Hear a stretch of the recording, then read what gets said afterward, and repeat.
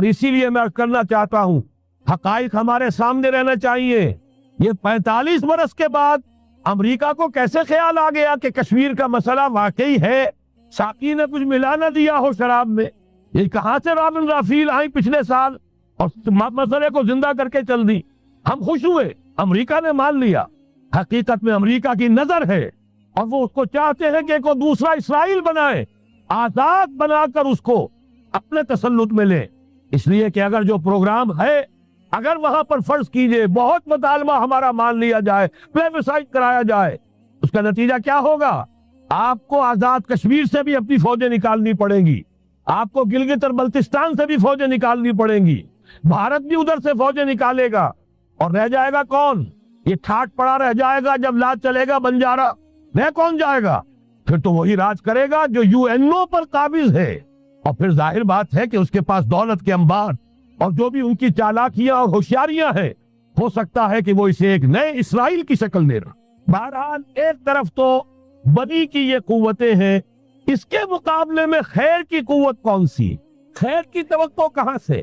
اس سے پہلے کہ میں اس موضوع پر آؤں، اب میں آپ کے سامنے وہ نوید خلافت جو میری آج کی گفتگو کا عنوان ہے، اگرچہ کنٹراسٹ بہت بڑا ہے، حالات اتنے خراب، خیر کی کوئی امید نہیں، کہیں سے کوئی اچھی خبر نہیں آتی، لیکن یہ کہ وہ نوید خلافت سب سے پہلے تو انہی دونوں آیات کے حوالے سے، واللہ متم نورہ ولو کرہ الکافرون، اللہ لازماً اپنے نور کا اتمام فرما کر رہے گا، چاہے یہ کافروں کو کتنا ہی ناگوار ہو۔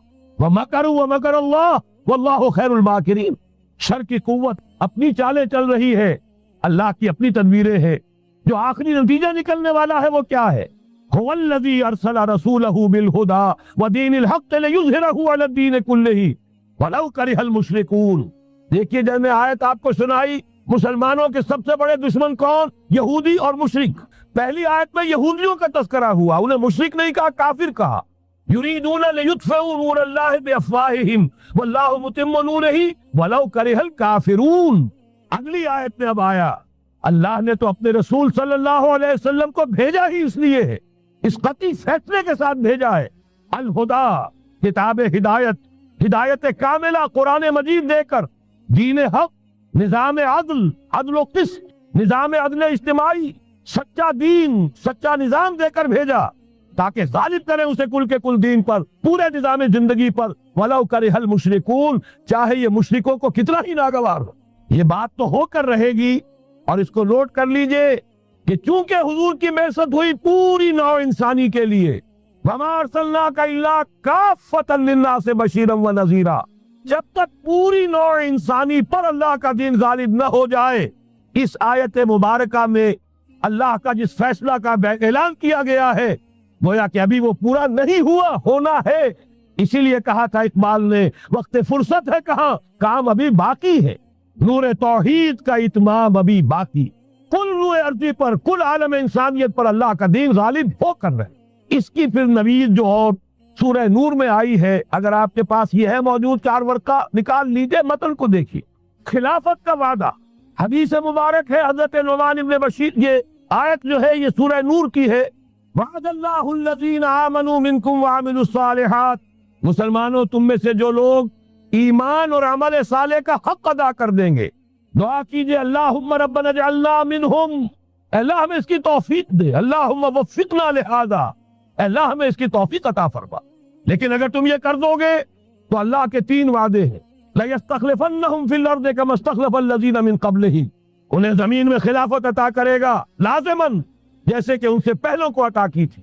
یاد کر لیجئے وہ آیت سورہ صاد کی، یا داؤد انا جعلناک خلیفۃ فی الارض، جیسے حضرت داؤد حضرت سلیمان کو خلافت اور حکومت عطا کی، ایسے ہی مسلمانوں تمہیں عطا کرے۔ وَلَيُمَكِّنَنَّ لَهُمْ دِينَهُمُ الَّذِي ارْتَضَىٰ لَهُمْ، اور ان کا وہ دین اسلام جو اللہ نے ان کے لیے پسند کر لیا ہے، اسے تمکن، غلبہ عطا کرے گا۔ وَلَيُبَدِّلَنَّهُم مِّن بَعْدِ خَوْفِهِمْ أَمْنًا، اور وہ بدل دے گا خوف کی حالت کو امن کی حالت سے۔ یہ 3 وعدے اصل میں ایک ہی ہے، مسلمانوں کو خلافت عطا ہو جائے، ظاہر بات ہے دین کا غلبہ ہوگا، دین کا غلبہ ہو گیا، مسلمانوں کی حکومت ہو گئی، مسلمانوں کے لیے کوئی اندیشہ نہیں، خوف نہیں۔ اب نوٹ کیجئے تاریخی اعتبار سے جو اب وہ خیر کی بات چلنی شروع ہوئی، یہ آیت نازل ہوئی ہے سن 5 کے اواخر میں یا سن 6 کے شروع میں۔ چونکہ صحابہ کرام دونوں شرطیں پوری کر چکے غزوہ احزاب میں، اپنے صبر اور مصابرت، اپنی استقامت، اپنی قربانی، اس کا پورا پورا ثبوت دے چکے، جبکہ وہ رجزیہ یہ شعر پڑھ رہے تھے، نحن الذین بایعوا محمدا علی الجہاد ما بقینا ابدا، ہم وہ لوگ ہیں جنہوں نے محمد سے صلی اللہ علیہ وسلم جہاد کی بیعت کی ہے، اب یہ جاری رہے گا جب تک جان میں جان دے۔ لہذا شرطیں چونکہ پوری ہو چکی، لہذا اللہ کی طرف سے اس کی جزا، اس کا بدلہ، وعدہ شروع ہو گیا پورا ہونا۔ سن 6 میں صلح حدیبیہ ہو گئی، انا فتحنا لک فتحا مبینا، سن 7 میں خیبر فتح ہو گیا، 8 میں مکہ فتح ہو گیا، 9 میں پورے عرب کی صفائی کر دی گئی، موپنگ اپ آپریشن، فَإِذَا انْسَلَخَ الْأَشْهُرُ الْحُرُمُ فَاقْتُلُوا الْمُشْرِكِينَ حَيْثُ وَجَدتُّمُوهُمْ، گویا کہ پورے جزیرہ نماء عرب پر وہ نظام قائم ہو گیا، اللہ کی حکومت اور اس کے نیک بندوں کی خلافت۔ اس کے بعد کل 24 برس میں یہ نظام کہاں سے کہاں پہنچا، ترکستان کے علاقے سے لے کر اور شمالی افریقہ کا اکثر و بیشتر علاقہ شامل، یہاں اب اللہ کا نور جگمگا رہا ہے، توحید کا ڈنکا بج رہا ہے۔ البتہ جیسا کہ میں عرض کر چکا ہوں، پھر وہ یہودی سازش، آپس کا اختلاف، خانہ جنگی قدم رک گئے۔ نہ صرف یہ کہ قدم رک گئے، حادثہ اس سے بھی بڑا ہوا، زوال شروع ہو گیا۔ یہ جو اس کے بعد سے آج تک ہماری تاریخ ہے 1400 برس کی، اس کے لیے ایک حدیث ہے جو اس کتاب کے 4 صفحے پر درج ہے، یہ اگر آپ کو نہیں بھی ملا ہے تو جاتے ہوئے لے کے جائیے گا، یہ ہمارا ہدیہ ہے۔ اس لیے کہ جو مایوس کن حالات ہیں جن سے ہم دو چار ہیں، ان میں ہمارا حال یہ ہے کہ سمجھنے دے مجھے نا امیدی کیا قیامت ہے، کہ دامان خیال یار چھوٹا جائے ہے مجھ سے، امید کا دامن ہاتھ سے چھوٹ جاتا، کیسے حالات سیدھے ہو جائیں گے، کیسے خلافت آ جائے گی۔ جیسے قرآن مجید میں تو تذکرہ ہے، جب پہلی مرتبہ یروشلم کو برباد کیا ہے نبوکدنضر نے، حضرت عزیر جب آئے ہیں وہاں دیکھا شہر کو، کوئی متنفس نہیں، کوئی دو اینٹیں سلامت نہیں، ان کی زبان سے الفاظ نکل گئے، انا یحیی ھذہ اللہ بعد موتہا، یہ بستی جو ایسے ویران ہو گئی اللہ اسے کیسے دوبارہ زندہ کرے گا۔ سورہ بقرہ میں واقعہ مذکور ہے، میں صرف حوالہ دے رہا ہوں۔ آج وہی حال ہمیں نظر آ رہا ہے، دنیا میں خلافت کیسے آ جائے گی؟ یہاں تو ڈنکا بج رہا ہے امریکہ کا، یہاں تو طاقت وہ ہے، اسرائیل کا خنجر جو ہے عالم عرب میں گھپا ہوا ہے، اور غیر عرب مسلم ورلڈ میں بھارت کا خنجر، اور دونوں خنجر کا نشان ہے۔ کبھی نقشہ دیکھا ہو، اسرائیل تو واقعتاً خنجر کے مانند تھا، جب تک یہ ویسٹ بینک شامل نہیں ہوا تھا اس کی شکل بالکل خنجر تھی، اوپر دستہ اور نیچے وہ پھل، عالم عرب کے سینے میں پیوست۔ یہی بھارت کا حال ہے، آپ نقشہ دیکھیے، کشمیر خنجر کے دستے کے مانند ہے، اور نیچے وہ تکون جا رہی ہے، اور اسی نے جدا کیا ہے عالم اسلام کا ایک حصہ جو مغربی پاکستان کے ساتھ ہو گیا، اور وہ جو بنگال مشرقی پاکستان سے ہوتے ہوئے انڈونیشیا ملائیشیا علیحدہ ہو گئے۔ اس پورے کو ذہن میں رکھیے تو یہاں بھی وہ خنجر اسی طرح پیوست۔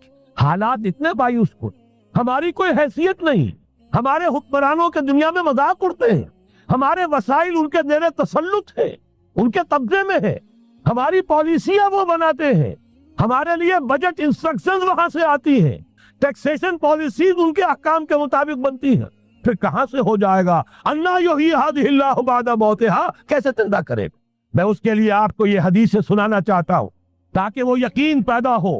ایمان بالغیب جو پہلی شرط ہے قرآن مجید کی ہدایت سے استفادے کی، الف لام میم ذالک الکتاب لا ریب فیہ ھدی للمتقین الذین یؤمنون بالغیب، نبی نے خبر دی صلی اللہ علیہ وسلم، اور آپ نے اپنی تاریخ، اپنی امت کی کل تاریخ کے 5 ادوار گنا دیے۔ حضرت نعمان ابن بشیر کی حدیث مسند احمد ابن حنبل پہ، تکون النبوۃ فیکم ما شاء اللہ ان تکون، مسلمانوں تمہارے مابین نبوت قائم رہے گی، موجود رہے گی، یعنی میں بنفس نفیس تمہارے مابین رہوں گا جب تک اللہ چاہے گا۔ ثم یرفع اللہ اذا شاء یرفعها، پھر جب اللہ چاہے گا نبوت کو اٹھا لے گا، یعنی میرا انتقال ہو جائے گا۔ دوسرے دور کی خبر دی، ثم تکون خلافۃ علی منہاج النبوۃ، پھر ایک دور آئے گا خلافت کا، این نبوت کے نقش قدم پر، کوئی فرق نہیں ہوگا، وہی نظام جو میں نے قائم کیا ہے جوں کا تو قائم رہے گا، میرے نقش قدم پر وہ خلافت ہوگی۔ فرمایا وہ بھی رہے گا جب تک اللہ چاہے گا، پھر وہ بھی ختم ہو جائے گا۔ پھر فرمایا تیسرا دور آئے گا، ثم تکون ملکن عاضا، ظالم ملوکیت، بادشاہی، محل بنیں گے، ٹھاٹ جمیں گے، ظلم کا سکہ رواں ہوگا، ناجائز قتل ہوں گے۔ حجاج ابن یوسف کے ہاتھوں سینکڑوں تابعی محمد ابن قاسم بلا کر شہید کر دیے گئے، ورنہ اسی وقت پورا یہ جزیرہ نما ہند جو ہے، انڈین پیننسولا، اس وقت پورا کا پورا مسلمان ہو جاتا۔ لیکن ملوکیت کو کبھی یہ برداشت نہیں ہوتا کہ کوئی شخص پبلک کے اندر مقبول ہونا شروع ہو جائے، پاپولر ہونا شروع ہو جائے، ان کے اقتدار کے لیے خطرہ ہو سکتا تھا۔ اسی دور ملوکیت میں واقعہ کربلا ہوا، حسین ابن علی رضی اللہ تعالی عنہما شہید ہوئے۔ اسی ظالمانہ حکومت کے دور میں واقعہ ہررا ہوا، مدینے کی بے حرمتی ہوئی 3 دن تک۔ اسی کے دور میں حضرت عبداللہ ابن زبیر رضی اللہ تعالی عنہما شہید ہوئے۔ میں اب کیا کیا گنواؤں۔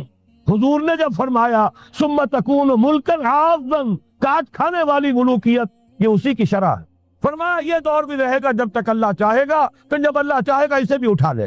پھر چوتھا دور آئے گا، ثم تکون ملکن جبریا، پھر بادشاہی ہوگی غلامی کے ساتھ۔ میں نہیں کہہ سکتا اس وقت صحابہ نے اس کا مطلب کیا سمجھا ہوگا، اب چونکہ یہ دور ہمارے سامنے سے گزر چکا ہے، بلکہ ایک اعتبار سے ہم اسی دور میں سانس لے رہے ہیں، لہذا بات سمجھ میں آ رہی ہے کہ وہ ملوکیت چاہے ظالم تھی، بادشاہ مسلمان تو تھے، کلمہ گو تو تھے، ان میں بہت اچھے بھی ہوئے ہیں۔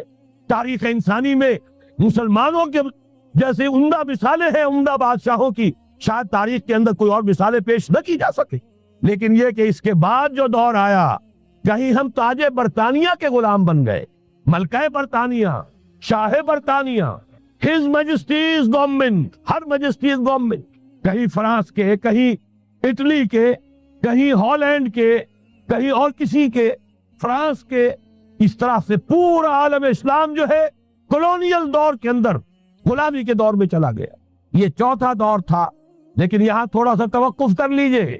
یہ چوتھا دور ایک درجے میں ختم ہو گیا ہے، کہتے ہیں دنیا والے کولونیل دور ختم ہو گیا، حقیقت میں ختم نہیں ہوا، براہ راست حکمرانی ختم ہوئی ہے، انڈائریکٹ رول جاری ہے، ریموٹ کنٹرول کے ذریعے سے وہی حکومت کر رہے ہیں، بٹن وہی سے دبتے ہیں، ہم جا کر جھولیاں انہی کے سامنے پسارتے ہیں، انہی سے کبھی سرمایہ کاری کی بھیک مانگتے ہیں، کبھی قرضوں کی بھیک مانگتے ہیں، ان کے چشم ابرو کے اشاروں کے منتظر رہتے ہیں، ہماری جنگ اور صلح ان کے تابع ہے، ہمارے تمام وسائل ان کے تسلط میں ہے۔ وہ دور ابھی ختم نہیں ہوا، فرق صرف یہ ہے پہلے براہ راست حاکم تھے، آج بالواسطہ حاکم۔ لیکن حضور نے فرمایا صلی اللہ علیہ وسلم یہ دور بھی ختم ہو کر رہے گا۔ یوں سمجھئے جیسے کراچی میں لانڈی کورنگی میں کئی نمبر آتے ہیں بسوں میں، Karachi Landhi number 1، Landhi number 2، Landhi number 3، پھر کہیں 3.5 بھی ہوتا ہے۔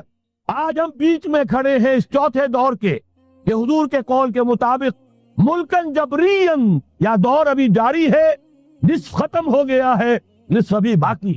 لیکن ایک بات تو بڑی تلخ ہے، ابھی بقیہ نصف میں بڑی قیامتیں گزرنے والی ہیں، اسی بقیہ نصف میں وہ مارکہ پیش آنے والا ہے، اسی میں وہ ملاحم ہوں گے، اسی میں وہ الملحمۃ العظمیٰ ہوگی، اسی میں دجال اکبر کا ظہور ہوگا، اس میں ہمارے اوپر تکالیف اور مصائب ابھی اور اس کے سائے گہرے ہوں گے، اور کچھ روز فضاؤں سے لہو برسے گا، اور غمناک یہ تاریک اندھیرے ہوں گے، لیکن اس کے بعد فرمان نبوت پوری شان کے ساتھ ظاہر ہوگا۔ ثم تکون خلافۃ علی منہاج النبوہ، پھر دور آئے گا خلافت علی منہاج النبوہ کا، دوبارہ وہی دور، بین ہی وہ نظام جو محمد رسول اللہ نے قائم فرمایا صلی اللہ علیہ وسلم، دنیا میں دوبارہ قائم ہو کر رہے۔ میرے کئی دوستوں نے کہا ہو کر رہے گا، اور میں یقین کے ساتھ کہتا ہوں ہو کر رہے گا، صرف یہ کہ ہم یہ نہیں کہہ سکتے ابھی اس میں کتنی دیر ہے۔ جیسے قرآن مجید میں کئی جگہ حضور سے کہلوایا گیا، نبی کہہ دیجئے ان ادری اقریب ام بعید ما توعدون، لوگوں جو وعدہ تم سے کیا جا رہا ہے یہ تو میں نہیں کہہ سکتا وہ جلدی پورا ہوگا یا دیر میں، ہوگا ضرور پورا۔ ان اللہ لا یخلف المیعاد، اللہ تعالیٰ اپنے وعدے کی خلاف ورزی نہیں کرتا۔ تو محمد الرسول اللہ صلی اللہ علیہ وسلم کی دی ہوئی نوید، دوبارہ خلافت علی منہاج النبوہ کا نظام قائم ہوگا، اور اس میں اب ذرا نور علی نور، 2 حدیثیں اسی کتابچے میں شامل ہیں، پھر عرض کر رہا ہوں یہ آپ کو مل جائے گا اگر نہیں ہے اس وقت، اور میں چاہتا ہوں آپ ان کے متن یاد کریں، ان حدیثوں کے مبلغ بن جائیں، ان آیات کو حرز جان بنائیں، تاکہ مایوسی کا مداوع ہو سکے، ہمتیں جو پست ہو رہی ہیں ان میں دوبارہ عزم جمع پیدا ہو سکے۔ اس لیے ہم نے بڑی تعداد میں اسے شائع کیا ہے، 100 کے پیکٹس کے اندر آپ کو یہ مل سکے گا اگر آپ لینا چاہیں۔ عام کریں، پھیلائیں۔ پہلی حدیث ہے مسلم شریف کی، صحیحین میں سے ایک، سند کے اعتبار سے بلند ترین درجہ، حضرت ثوبان اس کے راوی ہے رضی اللہ تعالیٰ عنہ۔ بڑے پیارے الفاظ ہیں محمد الرسول اللہ صلی اللہ علیہ وسلم کے، فرماتے ہیں ان اللہ زوالی الارض، اللہ نے میرے لیے پوری زمین کو سکیر دیا، لپیٹ دیا، فرائے کو مشارقہا و مغاربہا، میں نے اس کے سارے مشرق دیکھ لیے، سارے مغرب دیکھ لیے، وَإِنَّ أُمَّتِي سَيَبْلُغُ مُلْكُهَا مَا زُوِيَ لِي مِنْهَا، اور یقین رکھو میری امت کی حکومت ان تمام علاقوں پر قائم ہو کر رہے گی جو مجھے اس طرح زمین کو سکیڑ کر اور لپیٹ کر دکھا دیے گئے۔ اب جس شخص کو بھی محمد کی رسالت پر ایمان ہے صلی اللہ علیہ وسلم، اسے کوئی شک نہیں ہو سکتا۔ دوسری روایت حضرت مقداد سے، یہ مسند احمد ابن حنبل کی روایت، حضرت مقداد رضی اللہ تعالیٰ عنہ فرماتے ہیں حضور نے ارشاد فرمایا لا یبقى علی ظہر الارض بیت مدر ولا وبر الا ادخلہ اللہ کلمۃ الاسلام، اس روئے ارضی پر کوئی گھر نہیں بچے گا، نہ اینٹ گارے کا بنا ہوا نہ کمبلوں کا بنا ہوا خیمہ رہے گا جس میں اللہ تعالیٰ کلمہ اسلام کو داخل نہ کر دے۔ کل روئے ارضی پر ہر گھر میں اسلام داخل ہوگا۔ لیکن اس میں بڑی اہم بات ہے، ہمارے بعض دانشور آج جو گمراہیاں پھیلا رہے ہیں اس کا توڑ اس حدیث میں ہے، اور ہمیں صدمہ ہے۔ علامہ اقبال کا فرزند، اور وہ اس مغالطوں کو عام کر رہا ہے۔ اور بھی چھٹ بھئیے دانشور تھے، ان کی بات کی کوئی اہمیت نہیں تھی، لیکن اب وہی بات کہی ہے ڈاکٹر جاوید اقبال نے، اس حدیث میں اس کا توڑ ہے۔ اسلام کا غلبہ ہوگا تو کیسے ہوگا؟ بعز عزیز وذل ذلیل، یا تو کسی عزت والے کے اعزاز کے ساتھ ہوگا اور یا کسی کمزور کی مغلوبیت کی بنیاد پر ہوگا۔ اما یعزہم اللہ، یا تو اللہ گھر والوں کو، خیمے والوں کو اعزاز عطا فرمائے گا، فیکونون من اہلہا، وہ اسلام ہی کے کلمے کو قبول کر لیں گے، وَإِمَّا يُذِلُّهُمْ، یا اللہ انہیں مغلوب کر دے گا، فَيَدِينُونَ لَهَا، اور ان کے لیے لازم ہوگا کہ وہ اسلام کی تابع داری اختیار کر۔ یہی دو راستے ہیں، یہی سورہ توبہ میں بتایا گیا تھا۔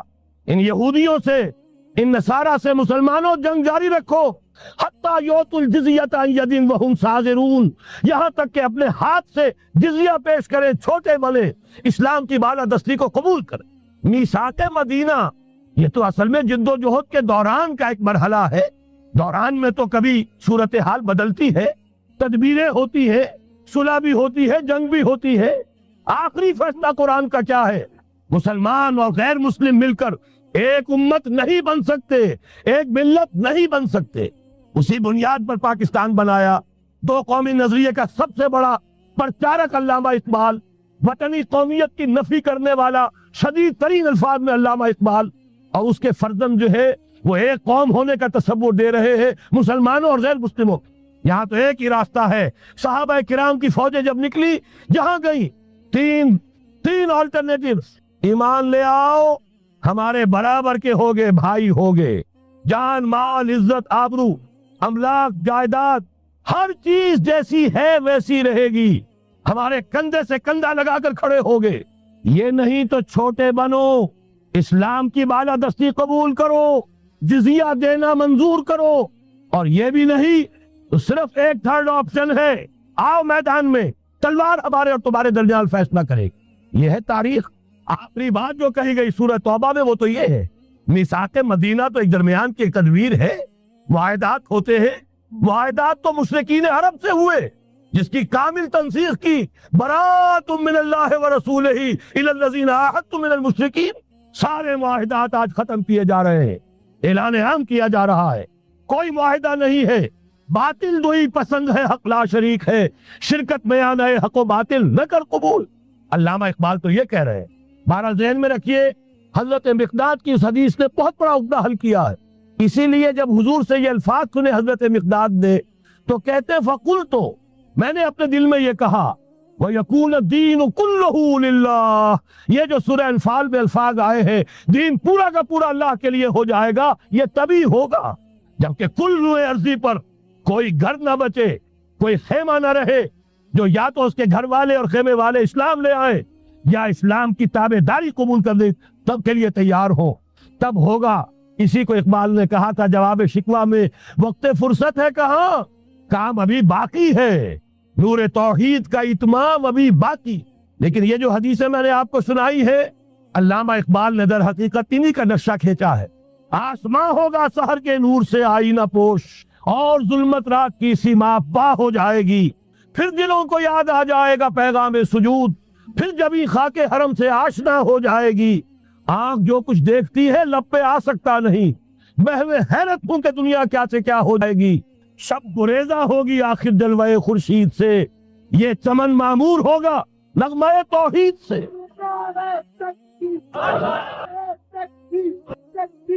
میں نے اس پر جو عنوان قائم کیا ہے، کل جہاں معمور ہوگا نغمہ توحید سے، یہ پورا کا پورا عالم کرۂ ارضی جگمگا اٹھے گا۔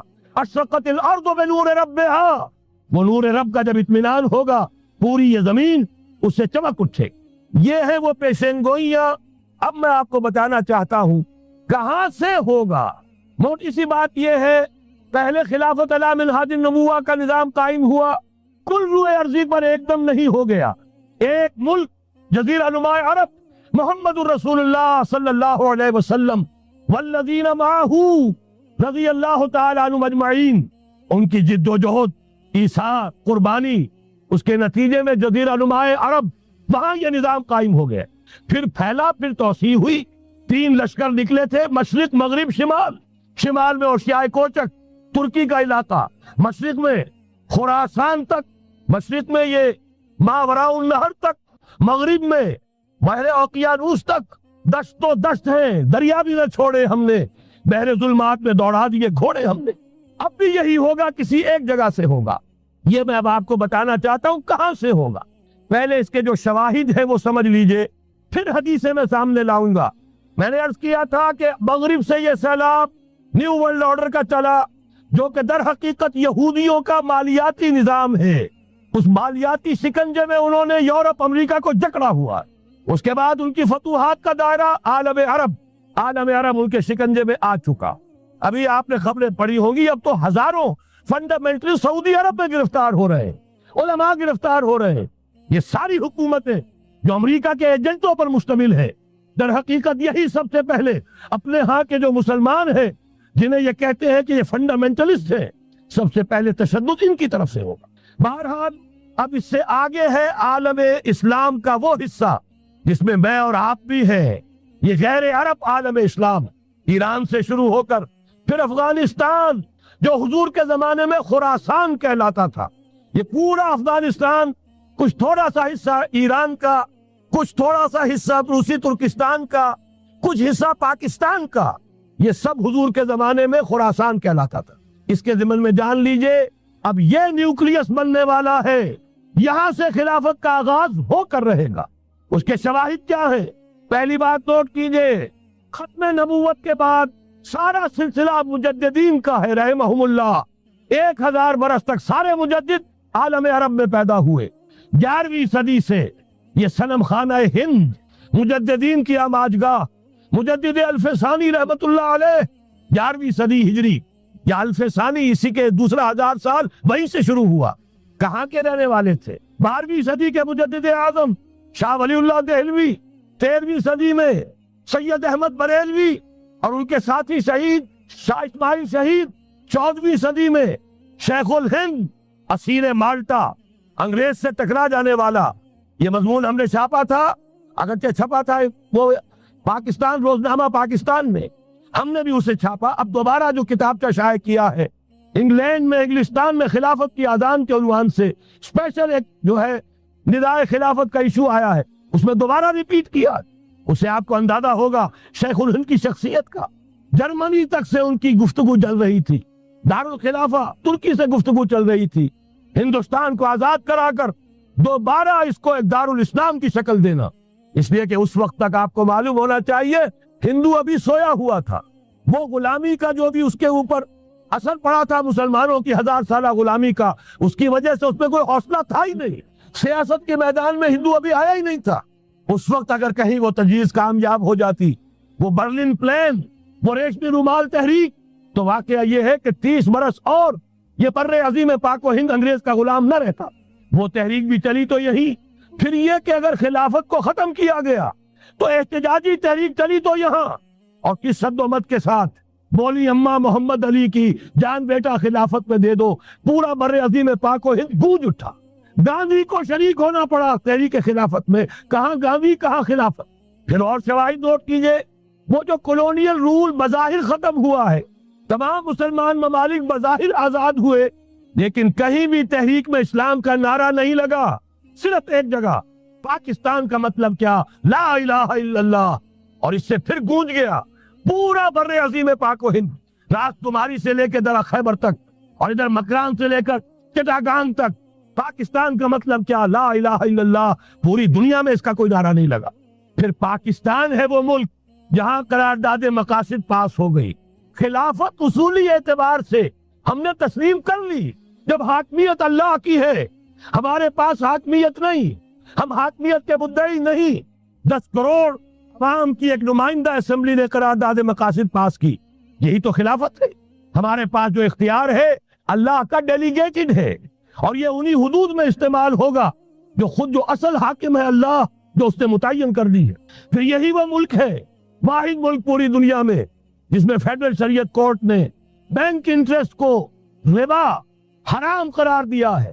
پوری مسلم ورلڈ کے اندر اس کی کوئی مثال موجود نہیں۔ یہ شواہد ہے۔ علامہ اقبال جیسا مفکر یہاں پیدا ہوا، مولانا مودودی جیسا مصنف یہاں پیدا ہوا، مولانا الیاس جیسا مبلغ یہاں پیدا ہوا، شیخ الہند جیسا مجدد یہاں پیدا ہوا۔ پورے عالم اسلام میں اس کی کوئی مثال موجود۔ اور میں تو ایک اور بات کی طرف کہتا ہوں، اللہ کے معاملات بڑے عجیب ہیں۔ یہ جو جنگیں ہونے والی ہے، یہ جو خیر و شر کا مارکا دنیا کو ہے، پھر مارکا ہے روح و بدن پیش، تہذیب نے پھر اپنے درندوں کو ابھارا، اللہ کو پامردی مومن پہ بھروسہ، ابلیس کو یورپ کی مشینوں کا سہارا۔ یہ جو ابھی مارکا گرم ہونے والا ہے، پہلا حصہ میں آپ کو بتا چکا، شیطان، اس کا ایجنٹ یہودی، ان کے سب سے بڑے کارندے زائنسٹ، ان کے جو اس وقت اعلی کار ہے west, white Anglo Saxon Protestants, جو امریکہ کی زیر سرکردگی نیو ورلڈ آرڈر لے کر چلے ہیں، جو حقیقت میں نیو ورلڈ آرڈر ہے۔ دوسری طرف دیکھیے، ذرا غور کیجئے، ایک حدیث نبوی ہے، ما انزل اللہ من دائن الا انزل لہ دوان، اللہ نے کوئی ایسا مرض پیدا نہیں کیا جس کی دوا پیدا نہ کی ہو۔ اسرائیل 1948 میں قائم ہو رہا ہے، پاکستان 1947 میں وجود میں آیا۔ 1 سال پہلے، جیسے ماں کی چھاتی میں اللہ دودھ پہلے پیدا کر دیتا ہے، بچے کی ولادت بعد میں ہوتی ہے، یہ قانون قدرت ہے۔ اسی طریقے سے توڑ اس کا در حقیقت اسرائیل کا توڑ ہے جو پاکستان کی شکل میں وجود میں آیا۔ یہ دوسری بات ہے کہ ہم بھٹک گئے، منزل کا سراغ بھول گئے، ہم آ کر دولت کے پندوں میں، اور سب سے بڑھ کر یہ کہ جو متروکہ جائیداد کے لالچ، ہم اس میں پڑ گئے، بھول گئے یہ پاکستان کس لیے بنایا تھا، بھٹک گئے۔ بہرحال میں ان شواہد کی بنا پر یہ یقین رکھتا ہوں، پورا ترکش بیلٹ سلسلہ مجددیہ نقشبندیہ کے ساتھ، یہ پورا سلسلہ افغانستان سے چلیے، ترکستان سے چل کر ترکی تک، پورا یہ جو نان عرب ورلڈ ہے، نان عرب مسلم ورلڈ، وہ سلسلہ مجددیہ حضرت احمد سرہندی رحمت اللہ علیہ، گردن نہ جھکی جس کے جہانگیر کے آگے، جس کے نفس گرم سے گرمی آرات، یہ انہی کا سلسلہ ہے جو پورے ٹرکش بیلٹ میں آپ کو نظر آئے گا۔ پھر شاہ ولی اللہ جیسا مفکر۔ بہرحال یہ تمام شواہد ہیں، اور میرے لیے تو سب سے بڑے شواہد جو ہے، اب وہ احادیث دیکھیے جو حضور نے بیان فرمائی۔ جب یہ مارکا گرم ہوگا، ایک حدیث ہے، حضور فرماتے ہیں، ابن ماجہ کی روایت ہے، حضرت عبداللہ ابن حارث رضی اللہ تعالیٰ عنہ سے، یخرج ناس من المشرق یؤتون للمہدی یعنی سلطان ہی۔ جب اس عالم عرب میں، دیکھیے ایک بات میں عرض کر چکا ہوں، بڑی تلخ بات ہے، عالم عرب ہمارا بہتر حصہ ہے، افضل حصہ ہے، ان کو اللہ نے فضیلت ہم سے بہت زیادہ دی ہے۔ سب سے بڑی فضیلت کہ محمد خود صلی اللہ علیہ وسلم عرب تھے، یہ رتبہ بلند ملا جس کو مل گیا۔ پھر مستقل فضیلت، اللہ کا کلام ان کی زبان میں موجود ہے، مادری زبان، لہذا اگر انہوں نے کوتاہی کی، انہوں نے پیٹھ دکھائی، بہت بڑے مجرم ہیں، اس میں کوئی شک نہیں۔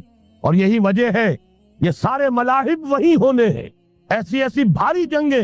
حضور فرماتے ہیں اتنے لوگ ہلاک ہوں گے کہ پرندہ اڑتا چلا جائے گا، اترنے کی جگہ نہیں ملے گی، لاشیں ہی لاشیں ہوں، یہ شکل ہونے والی ہے۔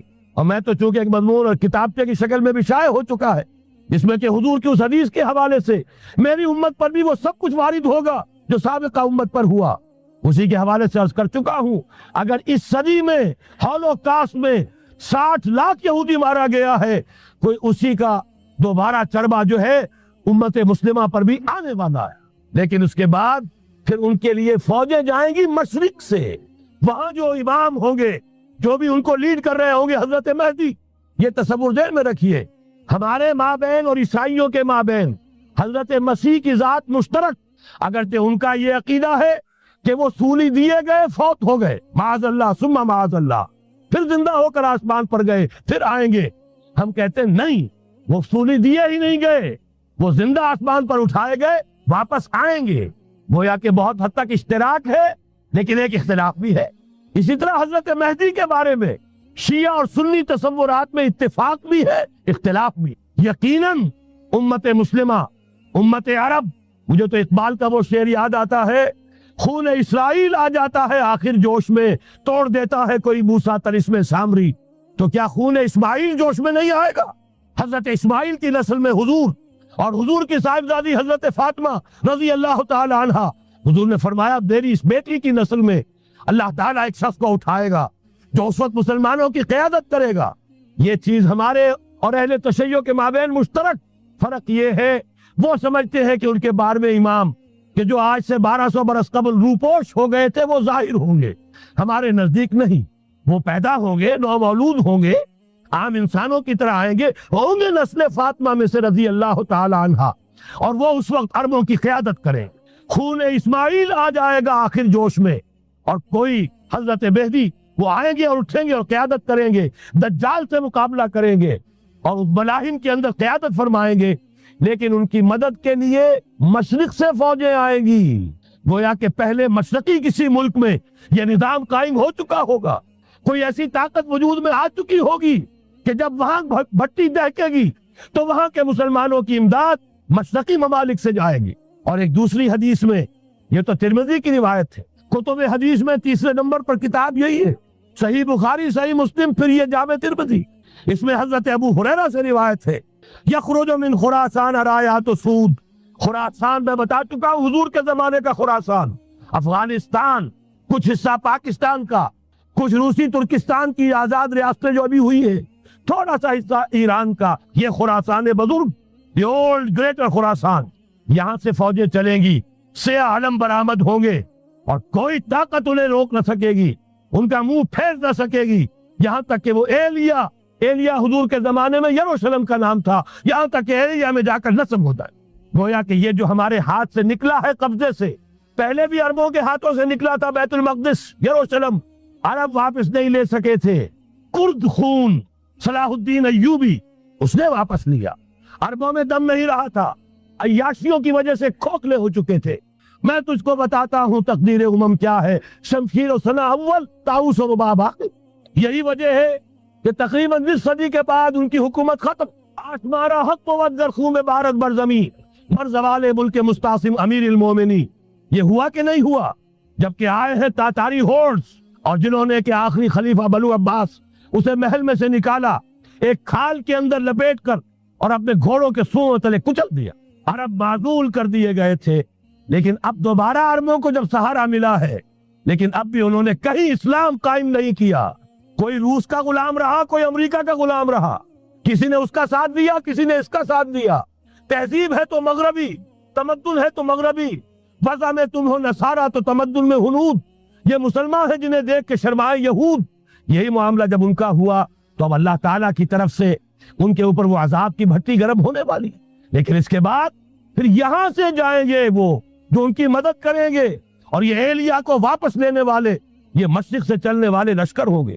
یہ 2 حدیثیں ابھی سن لیجئے، اور تیسری حدیث یہ ہے، حضور نے فرمایا، یہ سنن نسائی کی روایت ہے، قال رسول اللہ صلی اللہ علیہ وسلم عصابتان من امتی احرزهم اللہ من النار، میری امت کے دو لشکر ایسے ہوں گے جنہیں اللہ نے آگ سے نجات دے دی ہے، پہلے ہی سے ڈکلیئرڈ ہے۔ عصابت تغزو الہند، ایک لشکر کے جو ہند پر حملہ آور ہوگا، وعصابت تکون مع عیسیٰ ابن مریم علیہ السلام، اور دوسرا لشکر وہ ہے جو حضرت عیسیٰ کے ساتھ جا کر اور ان کے ساتھ مل کر یہودیوں کے خلاف جنگ کرے گا۔ میں اس حدیث کا جو مطلب سمجھتا ہوں واللہ عالم، یہ اسی علاقے میں جب انقلاب آ جائے گا، یہ علاقہ خراسان اور پاکستان، جب یہاں نظام خلافت قائم ہوگا، یہاں سے اسلام کی توسیع ہوگی، اور یہاں سے جانب مشرق ہند اور جانب مغرب یہ جو یہودیوں کا سیلاب آ رہا ہے، ان دونوں کا مقابلہ کرنے کے لیے انشاءاللہ العزیز، ورنہ یہ عصابتان جو ہے ایک حدیث میں جمع کرنے کی کوئی اور حکمت ہو نہیں سکتی، ورنہ تو ہندوستان پہ کئی لشکر آئے ہیں، لیکن یہ کہ در حقیقت اسی وقت جبکہ عالم عرب میں وہ بھٹی دہکے گی، اسی وقت یہاں انقلاب آ چکا ہوگا، ایک طرف یہاں سے مدد کے لیے لشکر جائیں گے کہ جو مسلمان عرب جو ہے ان کی مدد کریں گے، حضرت مہدی کے جھنڈے تلے لڑیں گے، حضرت مہدی کی حکومت کو مستحکم کریں گے، یؤتون للمہدی، دوسری طرف وہ ہندوستان کی طرف پیش قدمی کریں گے، اور یہیں سے جیسے اس وقت سیلاب نکلا تھا جزیرہ نما عرب سے، ایک داہنی طرف ایک بائیں طرف، ایران، افغانستان، ترکستان، ادھر مصر، لیبیا، الجزائر، مراکش، برطانیہ، اسی طریقے سے انشاءاللہ اسی علاقے سے اس کا آغاز ہوگا اور بات آگے بڑھے گا۔ تو اثر حاصل کیا ہے؟ یہ ہونا ہے، پچھلے آثار ثابت کر رہے ہیں کہ ہونا ہے، حضور کی احادیث بتا رہی ہے کہ یہی سے ہونا ہے، ہوا صرف یہ ہے ہم بھٹک گئے، ہمیں اپنی منزل یاد نہ رہی۔ میں تو بہرحال ان لوگوں میں سے ہوں جنہوں نے نعرے لگائے تھے پاکستان کا مطلب کیا، لا الہ الا اللہ۔ میں سن 46 میں یہاں حبیبیہ ہال میں قائد اعظم نے مسلم اسٹوڈنٹ فیڈریشن کے جس اجلاس کو خطاب کیا تھا، ضلع حصار سے جو 2 ڈیلیگیٹ آئے تھے ان میں سے ایک میں تھا۔ میں نے بہرحال اس تحریک میں بھی حصہ لیا ہے، ایک ننھے کارکن کی حیثیت سے لیا ہے، پھر حالات کو بدلتے اپنے آنکھوں سے دیکھا ہے، ہم کہاں سے کہاں جا پہنچے ہیں۔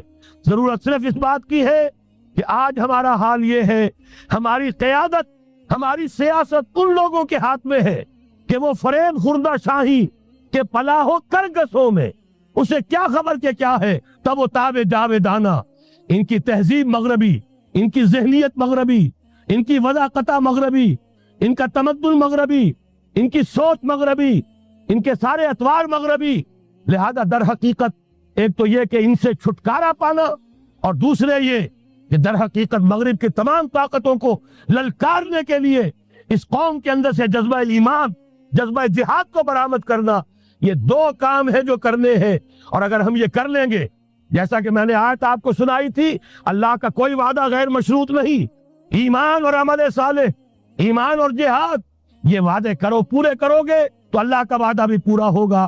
لیکن ظاہر بات ہے جیسے یہودیوں نے یورپ کو فتح کیا اور آج وہ مغرب یہودیوں ہی کے زیر اثر ہمیں فتح کرنے پر تلا ہوا ہے۔ آج نوٹ کیجئے جس طرح 3 اطراف سے یہودیوں نے حملہ کیا یورپ پر، میں اس کا تذکرہ کر چکا ہوں، آج ہم پر بھی اسی طرح کا 3 pronged اٹیک ہے۔ نمبر 1، ایٹمی دانت نہ نکلنے پائیں اس قوم کے، رول بیک کرانے کے لیے خاموش ڈپلومیسی، اس کے ہتھ کنڈے، کہیں ان میں طاقت نہ ہو جائے، کہیں یہ چیلنج کرنے کی پوزیشن میں نہ آ جائیں، اپنے پاس ایٹمک ہتھیاروں کے انبار ہوں، لیکن کسی مسلمان ملک کے پاس آ گیا تو وہ اسلامک بوم بن جائے گا۔ اگر وہ اسرائیل کے پاس ہے کوئی حرج نہیں، لیکن پاکستان کے پاس کسی صورت میں ہتھیار نہیں ہونا چاہیے۔ کمزور رکھو، ہمارے دستے نگر رہے، ہماری ہی مرضی پر، ہمارے چشم ابرو کے اشارے پر حرکت کرے۔ نمبر 2، اباحیت، بے حیائی، عریانی، فحاشی، اس کا سیلاب، اور سب سے بڑھ کر خاندانی نظام کو برباد کرنے کے لیے یہ بہبود آبادی کا پروگرام۔ اور دیکھیے جادو وہ جو سر چڑھ کر بولے، مسلمانوں کے ہاتھوں کرا رہے ہیں۔ قاہرہ میں کانفرنس کرائی ہے ایک مسلمان ملک میں، اور یہ کہ اس کو آرگنائز کرنے والی ایک پاکستانی مسلمان عورت۔ یہ ہے در حقیقت کہ وہ لوگ اگر کرنا بھی چاہتے ہیں تو اس کا الزام بھی براہ راست اپنے اوپر نہیں، بلکہ یہ کہ خود کوئی مسلمان ہو جو یہ کام کرے۔ اب جو سیلاب آئے گا، جس کے لیے مدد بھی دی جا رہی ہے، اس سے ہمارے سارے بندے حیا ٹوٹ کر رہ جائیں گے، خاندانی نظام درم برم ہو کر رہ جائے گا۔ جو ابھی تک اللہ کا شکر ہے کہ ہمارے ملک کے اندر انٹیکٹ ہے کچھ اوپر کا طبقہ جو بالکل ہی مغربی تہذیب میں رگا گیا ہے، ورنہ ہمارے ہاں خاندان کا نظام ابھی انٹیکٹ ہے۔ لیکن یہ کہ یہ سیلاب بھی بڑی شدت سے آ رہا ہے، یہ چیزیں بیک وقت کیوں ہو رہی ہے؟ اور تیسرا اور سب سے زیادہ سٹل وار، سب سے زیادہ یوں سمجھیے کہ جو لطیف، جو کہ ایک طرح کا احسان جتایا جا رہا ہے، ڈالروں کی اب یلغار۔ اب یہاں پر امریکی سرمایہ، ڈالر چاہے مشرق سے آئے چاہے مغرب سے آئے، وہ یہودیوں کا اعلی کار ہے۔ آپ نے اگر $1 نوٹ کا اگر کبھی نقشہ دیکھا ہو، اس کے اوپر جو سگنیا بنا ہوا ہے، جو نشان ہے، وہ کیا ہے؟ پیرامڈ، اہرام مصر۔ یہ کن کے لیے اہمیت رکھتے ہیں؟ ہزارہا یہودیوں کا خون اور ان کی ہڈیاں ان پیرامڈز کے تلے دبی ہوئی۔ جب یہ اہرام بنائے گئے تھے، یہ یہودی وہاں غلامی کے دور میں تھے، بیگار ان سے لی جا رہی تھی۔ بڑے بڑے پتھر جب گرتے تھے تو پسنے والے یہودی ہوتے تھے۔ یہ ان کی اپنی جیسے ہولوکاسٹ، جیسے انہوں نے اس کو اپنا سمبل بنایا ہوا ہے، اسی طریقے سے پیرامڈ، مصر کا پیرامڈ، یہ گویا کہ ان کے اس زوال کا ایک نشان ہے۔ اور اس پر ایک آنکھ بنی ہوئی ہے، ایک آنکھ، کانے دجال کی آنکھ، وہ دیکھ رہی ہے۔ عجیب ہے یہ سمبل۔ نیچے لکھا ہوا ہے نووس آرڈو سکلورم، اور یہ در حقیقت 1776 جو نیچے لکھا ہوا ہے وہ رومن حروف کے اندر یہ 1776 ہے، جو میں بتا چکا ہوں آرڈر آف ایلومیناٹی وساپ نے قائم کیا تھا۔ عام دنیا یہ سمجھتی ہے کہ شاید یہ امریکہ کا یوم آزادی ہے، سن آزادی ہے۔ 1 مئی اس آرڈر آف ایلومیناٹی کی تاسیس 1 مئی کو ہوئی ہے۔ یہ 1 مئی جو منایا جاتا ہے، دھوکہ یہ دیا گیا ہے کہ یہ شکاگو کے جو مزدور ہیں ان کی یادگار ہے۔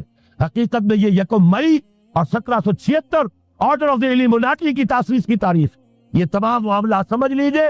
ڈالر در حقیقت، ہم نے ابھی تازہ ندائے خلافت میں نعیم صدیقی صاحب کی نظم شائع کی، 45 برس بلکہ شاید اس سے بھی زیادہ عرصے کی پرانی نظم ہے جو ہم نے شائع کی۔ ڈالر میرے اس دیش کو ناپاک نہ کرنا، اور میں تو انہیں داد دیتا ہوں، جو کچھ انہوں نے شاعر کہتے ہیں اس کو جو صاحب شعور ہے، اس صاحب شعور نے جو مشاہدہ کیا ہے کہ ڈالر آئے گا تو کیا آئے گا ہمارے ہاں، اس کے پوری